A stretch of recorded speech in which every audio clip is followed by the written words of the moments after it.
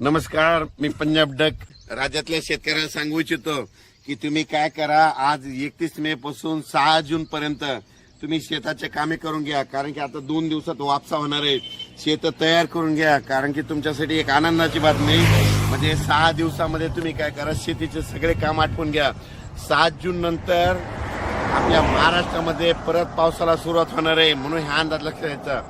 7, 8, 9, 10 ला असं दररोज वेगवेगळ्या भागात पाऊस पडणार आहे. म्हणून हा अंदाज लक्षात घ्यायचा.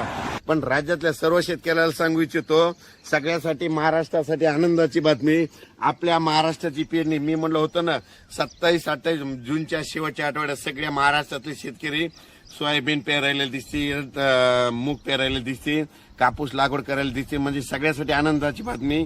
जून अखेर सगळ्या महाराष्ट्राची पेरणी होऊन जाणार आहे. म्हणून खास करून सगळ्यासाठी आनंदाची बातमी. आणि त्याच्यानंतर आता 31 मे पासून तर 6 जून पर्यंत कोरडं हवामान आहे. तितक्यात तुम्ही काय करा, तुम्ही शेत दुरुस्त करून घ्या. 7-8 जून नंतर परत राज्यात पाऊस सुरू होणार आहे. त्याच्यानंतर आणखीन परत सांगतो, जर तुम्ही 6 तारखेपर्यंत शेत दुरुस्त नाही केले तर 7 तारखेला पाऊस सुरू होईल. 7 ते 10 हे चालणार आहे. आणि त्याच्यानंतर पुन्हा काय होणार आहे, 13 जूनच्या नंतर राज्यात पुन्हा मुसळधार पाऊस येणार आहे. 13 ते 17 पर्यंत राज्यात जोरदार पाऊस पडणार आहे.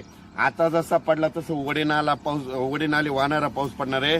म्हणून हा अंदाज लक्षात घ्या.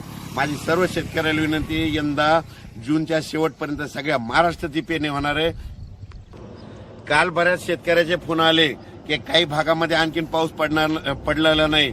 तर त्यांच्यासाठी आनंदाची बातमी सांगतो, या 7, 8, 9, 10 जूनच्या दरम्यान तिथं पाऊस पडणार आहे. आणि त्याच्यानंतर 13 पासून ते 17 पर्यंत त्या भागात पडणार आहे.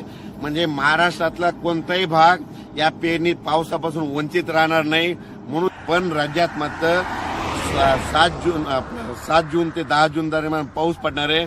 त्याच्यानंतर 13 ते 17 मागे जसा पाऊस पडला 13 जून ते 17 जून, म्हणजे आता मे महिन्यामध्ये शेवटच्या आठवड्यात जसा पाऊस पडला तसा